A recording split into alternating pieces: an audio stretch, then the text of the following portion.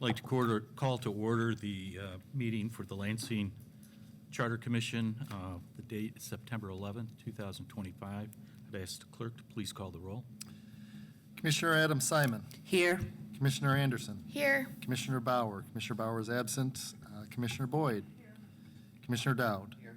Commissioner Jeffries. Yes. Commissioner Lopez is absent. Commissioner Cui. Present. Commissioner Washington. There are 7 members present, a quorum, and those 2 absent did notify of their absence. That's correct. Thank you. Now would be the time to make a motion to adopt the agenda. So move. It's been moved. Is there support? Moved and supported. All those in favor say aye. Aye. Those opposed? It is adopted. Is there a motion to approve the minutes?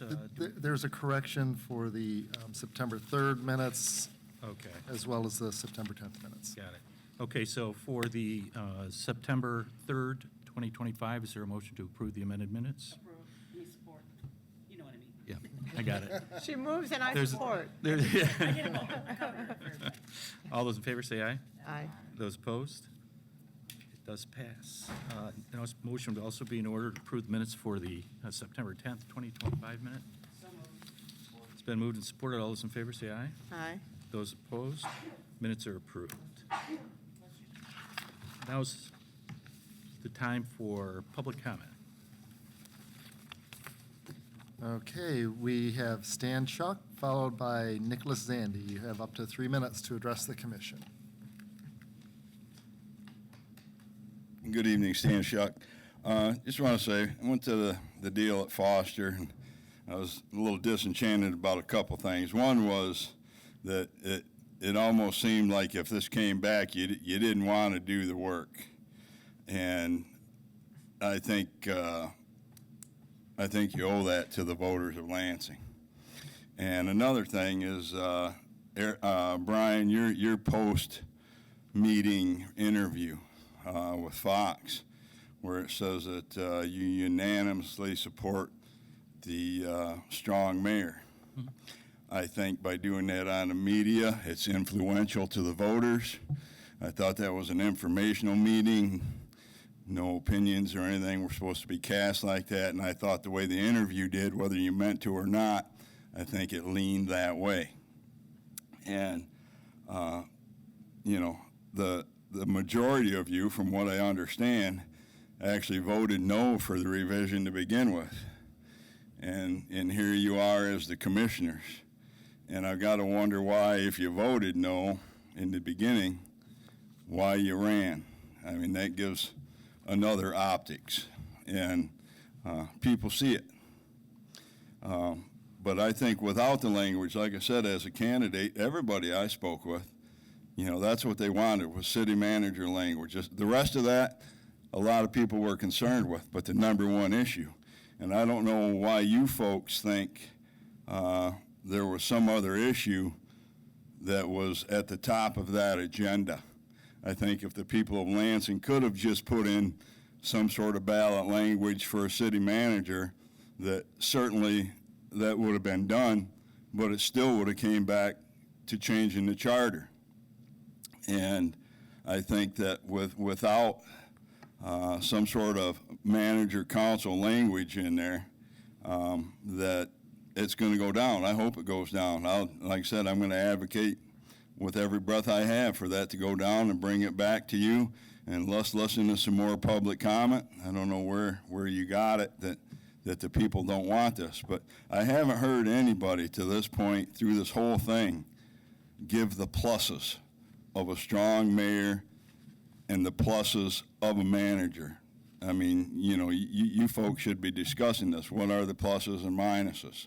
And I don't think anybody has said exactly what the strong mayor system has done for Lansing thus far. He said 80% of Michigan, 59% of the United States, 54% of cities under 10,000. There's a lot of statistics. This is the fastest form of government growing in the United States. And what's the number one reason? To stop the political corruption. Thanks for your time. Thank you. Next, we have Nicholas Zandy. So, you know that I'm Nicholas Zaney, president of the Old Everett Neighborhood Association and Second Ward resident. And I'm going to try to calm myself this time since I've been overly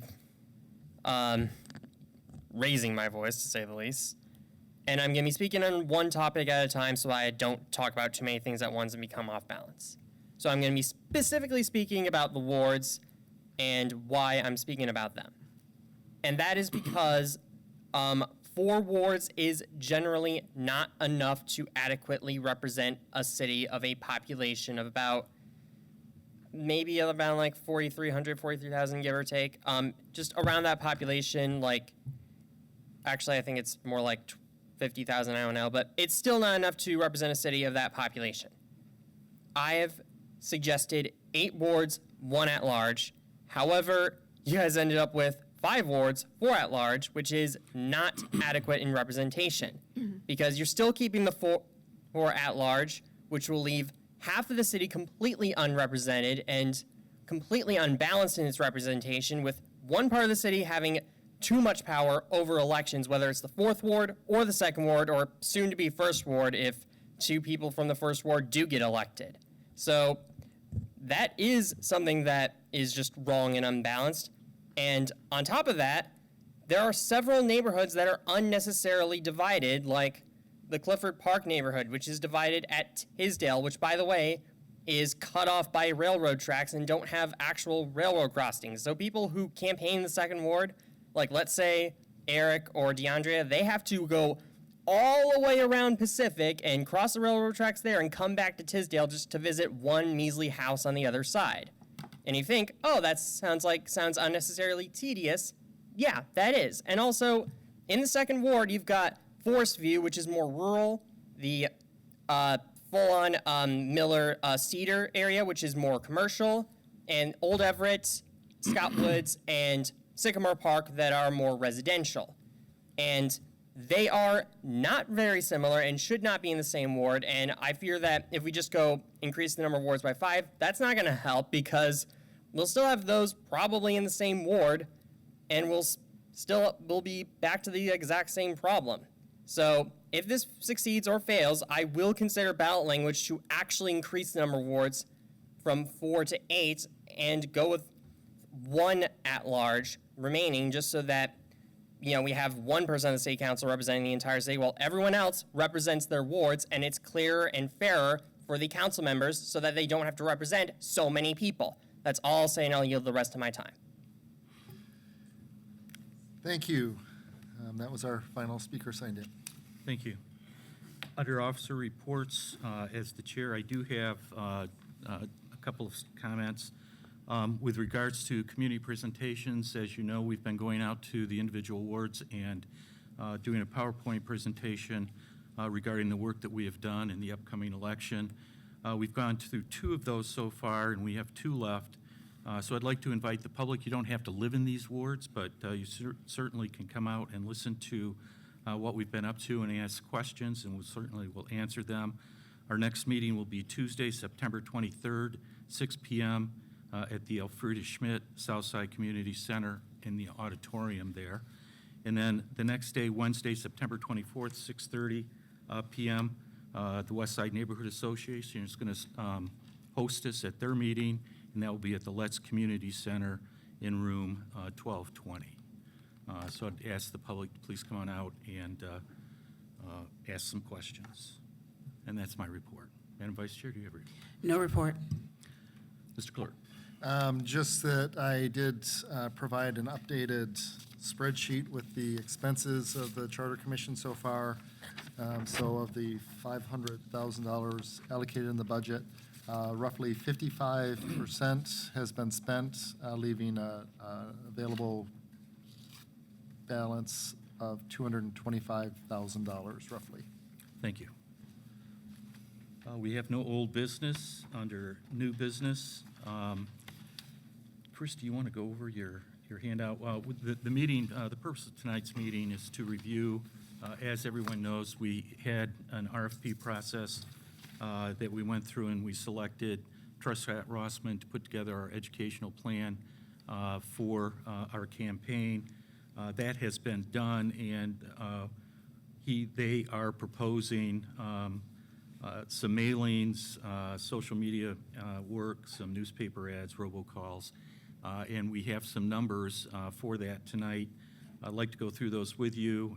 These are on the high side of things, and Chris, I guess I'd turn it over to you since you put these together, and we can have a discussion about this. Sure. So the mailer, what I looked at was the people who had voted, this is using actual voter data, who had voted in any of the following elections: the 2021 either city election, the August 2025, so the primary that just occurred, or the May election in 2024, which was when the Charter Commission was elected. And anyone who was not in that group who was on the permanent mail ballot list, so those folks who will get a ballot in their mailbox without taking any action on their part. And then looked at that by household, and that gives right around, actually just under 21,000 households. So that's where the 21,000 comes from. We did get a quote from a union printer, and then the city uses a mail house, so we got a quote from them to do the mailing portion of this. We may be able to just have the union printer do the mailing, so that 718 under the first one may go away.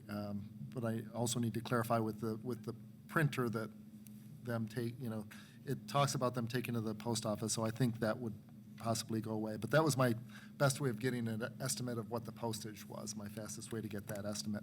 And then as we get closer to the election for mailer 2 and 3, many people will have already returned their ballots, so this would reduce the numbers. So those aren't actual quotes, those are just kind of fractional reductions of the number of people involved. Social media, Truscott Rossman did indicate that somewhere between 1,500 and 2,500 a week for geofencing and ads for people in the city of Lansing to get information out there that would hopefully get them to click on the link for the webpage to get more information about the charter. And then some newspaper ads, just thought it might be, I think City Pulse and other publications locally voters look to for information. And then the discussion that I heard was to possibly do robocalls maybe around the time of the third and final mailing. These are just estimates that I've put together that I think are a plan that will educate the community about what's in the charter, those that are likely to vote and or are interested in the charter. Questions? Commissioner Boyd. I have a couple of questions. First of all, are these development costs or just out of pocket for purchasing purposes? In other words, the printing of the first mailer and the preparation and the postage, does it include the development of the mailer? No, but That comes out of the Truscott-Rossman contract. That comes out of the Truscott-Rossman. So we'll take that up separately. I'd like to know, in terms of postage, is this first-class postage? It is nonprofit. Nonprofit. So what does that mean in terms of delivery? Well, we send the ballots nonprofit, and generally they go to the Grand Rapids Post Office on Friday, and about 90% of the people have them on Saturday. Okay. So. On one the- day, really? Oh, I don't The think I get mine one day. I but- cannot I vouch for the understand post that. office, and I know they do have standards where they treat ballots, as So well now, as they what is the can. nonprofit, what is the cost for a nonprofit stamp? This is, these aren't stamps, they're actually pre-sorted. permit? and- Yeah, it's, But what is the permit included. cost? What, I'm sorry, what is the, The permit cost for the well, we already mailing? have the permit. I understand So- that, so, yeah. but you've put down a 3738 price tag on sending Right. it out. So That- I'm wanting to know what. Well, what I does guess that if mean? you divide that by 21,000, Okay. you would get the price per piece. Okay, all right. And, you know, when you get to bulk mailing, it becomes complex because it depends on how many per, I used to actually do mailings many years ago.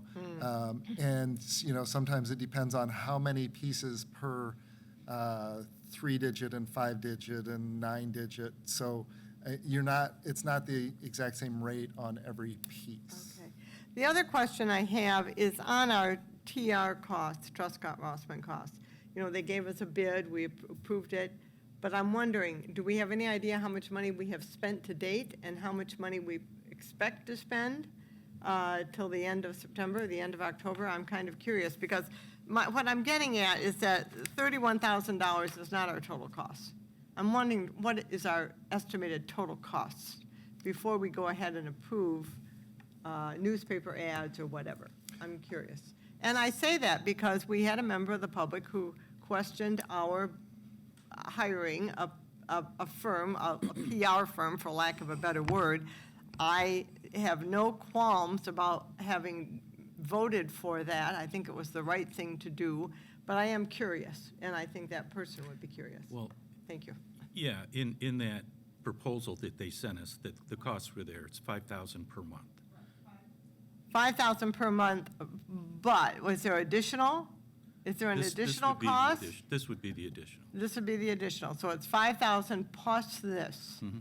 Yeah. And we have no other costs with Truscott-Rossman other than the $5,000. Am I right? That is my understanding of the contract. It does contain a certain number of hours, so I It did suppose if you were pushing it over the number of hours, but So that's kind of what I'm wanting to know. well, their proposal was included to. I understand it was $5,000, but to- are we within the $5,000? I mean, Yes, they've if been you- coming if to our you look meetings. at I the- think they've been doing a great job, by the way. Yeah, if you look at the material that Chris handed out in terms of the overall expenditures, Yeah. we do have a bill in there from them for $5,000, and I think that was the first month that they worked for us, so we're within what we had estimated. It's at the bottom. And that would be for August? I think September? August. I think halfway through August. Mohammed is saying yeah, August, I think I'm it's- saying September, what is I it? think it's half of August, half of September, somewhere in there. It didn't run from the beginning of August to the end of August. I don't think we approved it until second week of August or something like that. Okay. So we could probably assume then, again, just going basing on assumptions, probably 31,000 plus 15,000. That would be reasonable, right? Right, and the 15,000, if you don't do any other communication, that money doesn't really get you very much. Say what? The 15,000 gets you their design services and maybe some media, but some earned media, but it's not a lot of communication. Correct. Thank you. Other questions? Commissioner Washington? When we're talking about newspaper ads. Oh, I'm sorry. When we're talking about newspaper ads, what would that consist of? I understand social media, if there's going to be a link to take you to the charter, but what newspaper ads to do what? I would think to provide a link to get to that information about the charter page and to Which just is raise also awareness. going to be on the mailers. So I would question whether that's even necessary. My other thing would be, I find robocalls to be very inefficient and ineffective. My other question would be this: 1, 2, and 3 mailers. I think 2 would suffice before the primary and before the general. I don't think we need 3 in a month and a half time. So that's all I have. Other questions, comments? Commissioner Dow. I would just ask, I haven't seen any of the mock-ups or designs, and I don't know if we will, and that's okay. I would just, if there's an opportunity to suggest that instead of just putting a link on a printed material, that we're using QR codes? Okay, good. I want to be sure that that makes the most sense. If something's printed in the paper, someone's more likely to use their phone, and, okay. Other question, Commissioner Boyd. And I will be away for the next 2 weeks, and again, so I defer to all of you in terms of the development of these materials, but I would suggest that if we're going to do a newspaper ad next week, that it include the upcoming public meetings, and that clearly a vote is our message for any kind of mailers or any kind of ads. It's not vote for or against, it's just make sure you vote. Correct. I offer that. And all of whatever we come up with is going to be reviewed by our attorney in the end to make sure it educates and does not advocate. Commissioner Anderson. I just also just want to be mindful of budget in the event that this doesn't pass in November. Going with this proposal would leave us less than $200,000 to try again, whether that's in May or November of 2026. So just being mindful of what's left in the event that we have to get back to work, so. Got it. Any other questions or comments? Go ahead. I'm sorry. Just based on timing with the governor and attorney general, I think May is not a likely scenario. You would have holidays, you would have discussion about what changes to put into a new revision. And with the August and November election, those are pre-existing elections and there would be no cost. So really it's the administrative and payroll costs that need to be considered for the future if this proposal fails.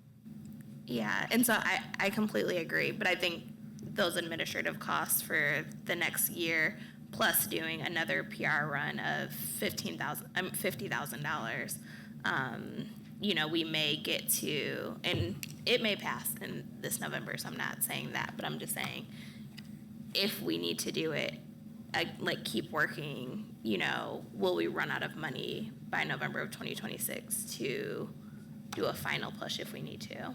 So. Other, Commissioner Washington. And I would just add that I am not opposed to being fiscally responsible and returning money to the city if we don't need it. Okay. Any other comments? Any motions? Second. It's been moved and supported. Conversation. Commissioner Washington. I will not be supporting this only because I don't think we need 3 mailers, and I'm not sure that robocalls and newspaper ads are good financial decisions. That's the only reason. Other comments? Roll call vote, please. Okay. Commissioner Cooey? Yes. Commissioner Washington? No. Commissioner Adams-Simon? Yes. Commissioner Anderson? No. Commissioner Boyd? Commissioner Dowd? Commissioner Jeffries? Yes. 5 yeas, 2 nays. The motion passes. Thank you. I think that wraps the business up under new business. Now's the time for public comment.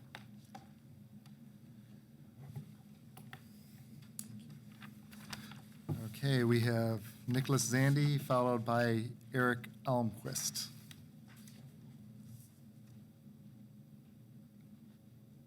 So you just heard me talk about the ward boundaries and how I think it should be done. And I'll also add that Detroit's done this with a ballot proposal to decrease the number of at-large and increase the number of wards, and it's been successful, and it's revamped the city, so I don't know why you didn't consider decreasing at-large. But anywho, I'm going to be speaking more about term limits, specifically for the mayor, And I think it's kind of fitting since you're the only current city office holders that do have term limits, which is kind of funny since you didn't consider it for the mayor. But in all seriousness, the mayor of Lansing, why I believe it should have term limits is because, well, yes, I know there's the whole, but there are term limits. It's called elections. Like, I get that. But having said that, the thing is, the elections that we have had for mayor have not been, shall I say, exciting to say the least, as the mayor has just kept winning by huge margins, and especially during the primaries, and that's been true for both Virgin Monero and Andy Shore. And they've not had particularly strong candidates against them. I think there was the one time where Virgin Monero ran against Carol Wood, but she still had her butt handed to her. No offense to her. So that's kind of but even still, they've won by huge margins and also have won more than 2 terms. And, and one reason why that's a problem is we have term limits at the presidential level where the president can only serve for 2 terms, consecutive or not, regardless of what some people online have said. The constitutional amendment says just can't run more than twice. No ifs, ands, or buts. And so the same should apply for the mayor, consecutive or not. So that by then, after 2 terms, the mayor will have to stop running so that someone else can take the reins, and maybe we could have so many different people, like the clerk or a council member or the attorney or someone just all jumping in at the chance to run. And pardon my joke, but you know about the whole SpongeBob meme of we threw out his name, but that's basically what the regional chamber and other PACs would probably do because they would be so lost and confused about who to endorse that they wouldn't endorse a candidate on time. But still, even adding on to that, it gives more people more choices that they actually know, as I've stated, and also it allows mayors to spend more time just being mayor and spend more time just being a decent 1 to 2 term mayor and not a mediocre long-term mayor like Bernero and Shore have been. So I suggest that if you do come up again, please consider term limits for the mayor. And if this does fail, I hope that someone does come up with a ballot proposal to add term limits to the mayor's office. Thank you. Next is Eric Almquist. You guys will have to excuse my appearance. I actually drove back here to get here from Omaha, so it's a little bit of a drive, but this is important. I want to thank you guys for doing this. I know it's a lot of work and the commitment you guys have. I asked the question last time about why you went with the strong mayor system. What was the idea behind it? And there were 3 reasons that were given. One, the MSU reports. I read the report. There's a couple things in there. One, there's a small data set that compares it against capital cities. This is the only capital in Michigan, but we're looking at other cities, and we're much smaller than them. There's another data point, that's about 53% of the capitals. The next data point in that in the report talks about cities in Michigan, and it's about 56% go with the city manager system. You look at the top 10 cities based on population in Michigan, 60% of them go with a city manager system. So the data, what was picked off the report, looked like it was not listening to what the report had to say, but looking to make it match an answer you were looking for. The more disturbing answer I got, that was a great answer, the most disturbing answer I got was it would be a lot of work. Now, you guys are looking to make this a 2-decade thing, a generational legacy thing, and you're saying it's too much work. If it's too much work, step down, let someone else do it. I don't think that's you guys. I think you want to do the work. I think you want to get this right. I'm pretty sure you do. The last thing that someone said is they believe in democracy. I do too. And they said a city manager is not elected, and you can't ever meet with a city manager. I also asked who's been in both systems. I've been in both systems. I've worked as a city council member under both. And I can tell you that's a falsehood. You can meet with the city manager. You may have to set an appointment. You can't go and get lunch with them. But you can definitely meet with your city. And that was supposed to be a factual, just present the facts. And that's not a true fact. And I was very disappointed to hear that. And the last thing he talked about, he says, hey, we need to do this now. Sense of urgency, we need to do it now because we only have 2 more times to get it right, and we'll probably only do 1. You've been working on this since last May. And now you're coming, you could have had this up on the ballot for the primary, and when that didn't work, you could have gone back and you could have gone and fixed it and made it better. But now you're coming up because of your self-inflicted wound, you're telling the voters, you gotta vote for this now, you may never have a chance again. Again, this is a legacy. None of us will be here when we revisit this again. I want you guys to get it right. I want you to take it back and get it right. I have to vote no on this, and everyone I talk to, I have to tell them to vote no on this, because I want you to do the work. Do not tell me it's too much work. I drove back from Omaha to be here. I think you guys can get this right. Thank you. Thank you. That was our final speaker. Commissioner remarks? Anybody? I've got a couple of remarks, and I want to talk about the strong mayor and the information that was included in the MSU study, and I'm going to read directly from it because I think it's important that people understand the facts. The report indicated that in all U.S. capital cities, 56% supported the strong mayor form of government, with 44% supporting the city manager form of government. With the 6 U.S. capital cities with population compared to the city of Lansing, 5 of those cities are strong mayor, with only 1 the council manager form of government. And when you compare the top 20 cities in Michigan by population, which includes Lansing, 11 cities are strong mayor and 9 are council manager form of government. I can understand if you want to include all of the cities, and my view of that report is if you want to include all of the cities in the state of Michigan and compare it to Lansing, a lot of those are very small cities, and I can see the city manager form of government working there, but I just don't see it here. And the issue I had with the data and looking at that is I just wanted to make sure that the city of Lansing was not an outlier, that we were somehow different than other capital cities or cities in Michigan that look like us. I think we're not. I think we're in the lane we need to be, and I think that's what this report supports. So those are my comments. Commissioner Washington. I just want to take a moment to explain why I voted for the strong mayor. I believe in checks and balances, and when you have a city manager and a council, you do not have checks and balances, and that is really very important to me. I will be honest, I am not confident in having a city run by a council, because there's no way nice for me to say this. I don't think the majority of people understand what should be looked at when they elect a council. And I think you need a balance for the council to check the mayor and the mayor to check council. That is my democratic belief. However, having said that, it was my hope that through this charter process that we would have balanced those powers, which we did not do. And for that, I'm saddened, because I believe in separation of division of government, but I believe in equal balance. And I do not think we accomplished that, which is why I voted no on this charter revision. But I do still stand by, I think we need the checks and balances of mayor and council to ensure that we're getting the best government we can get. And that is why I voted the way I did. Commissioner Boyd. I too voted to keep a strong mayor form of government. And I would like to say that we decided as a commission that Brian Jeffries would be our chair and our spokesperson. And I have heard him talk about our decisions, and at no time did I hear him say that there was too much work. I don't think it's too much work.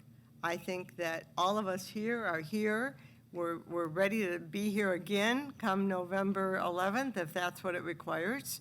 But I have never heard anyone on this commission say that to go or to consider a city manager would be too much work. I've never heard that. And I don't believe that, and I don't believe that anybody on this commission feels that way. I'd like to say, too, that I came into this position with an open mind, and I spent my own time going around and talking to people. I talked to people who ran for the charter that weren't elected. I talked to former employees of the city. We heard from past and present mayors. I spoke with past and present council people. And to a person, they all were against having a manager. And when I read about a manager, I think a manager works great, and the literature seems to think a manager works great when you have a cohesive council. And we don't, and we're never going to have a cohesive council. And therefore, I voted to keep a strong mayor. Thank you. Other comments? Anyone? We're adjourned.